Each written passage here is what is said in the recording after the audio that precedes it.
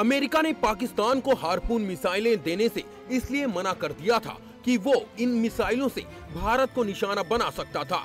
WikiLeaks के मुताबिक 2009 में अमेरिका ने पाकिस्तान को हार्पून मिसाइलें देने से मना कर दिया था। हालांकि अमेरिका ने पाकिस्तान को F-16 लड़ाकू विमान बड़ी तादाद में दिए थे।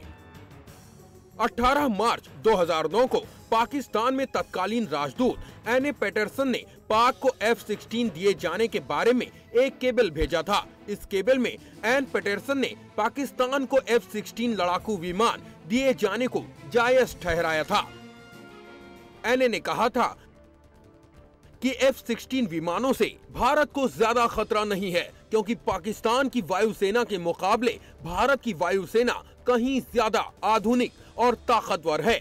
अपने इसी केबल में एने पैटरसन ने आगे लिखा था कि कुछ मौकों पर अमेरिका ने पाकिस्तान के कुछ खास हथियारों को खरीदने की पेशकश को इसलिए ठुकराया है क्योंकि इससे दक्षिण एशिया में शक्ति संतुलन बिगड़ सकता है। अपनी इस बात को साबित करने के लिए एने ने अपने केबल में मिसाल देते हुए लिखा था कि फरवरी 2009 में अमेरिका ने पाकिस्तान की उस मांग को ठुकरा दिया था जिसमें अमेरिका से हार्पून मिसाइलें बेचने की बात की गई थी। और इसकी वजह है कि हार्पून मिसाइलों की वजह से पाकिस्तान भारतीय समुद्री तटों को आसानी से भेज सकता है और इनका अमेरिका के आतंक के खिलाफ जंग में कोई खास इस्तेमाल नहीं किया जा सकता।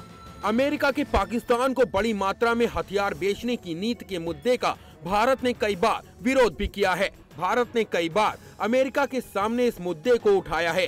भारत के रक्षा मंत्री ने भी इस बात पर चिंता जताई है कि अमेरिका जिस तरह के हथियार पाकिस्तान को दे रहा है उनका बेहतर इस्तेमाल युद्ध में हो सकता है। एंटनी ये भी कह चुके हैं कि इन हथियारों का आतंकवादियों के खिलाफ कारगर इस्तेमाल नहीं हो सकता है, लेकिन बावजूद इसके अमेरिका लगातार पाक को हथियार दे रहा है।